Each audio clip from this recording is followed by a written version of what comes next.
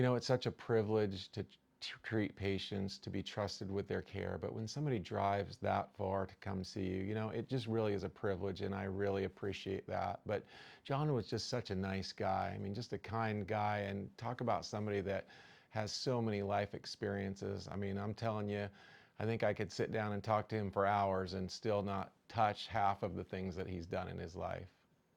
So John was having pain in his little toe here, what we call the fifth toe.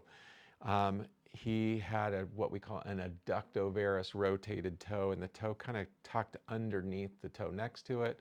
So anytime he walked, this toe would push down on that one, and a lot of pressure between the toes. Of course, he had tried conservative treatment, getting a shoe that's wider, using some little toe spacers. And while it did give him a little temporary relief, it really wasn't resolving the problem. We actually talked through a couple different options, one which included making a little cut in the bone to lean that toe over.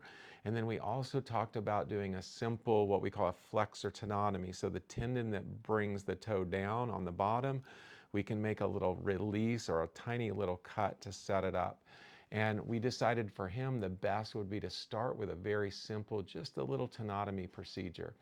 So doing this under local anesthetic, we gave him one shot here and one here to numb the toe, a little tiny incision on the bottom of the toe, so small that it didn't even require any kind of sutures. And again, that little flexor tendon that wants to pull the toe down, I was able to release that and just derotate and bring the toe back up like that. So it's setting in a straighter position, not tucked under the one next to it.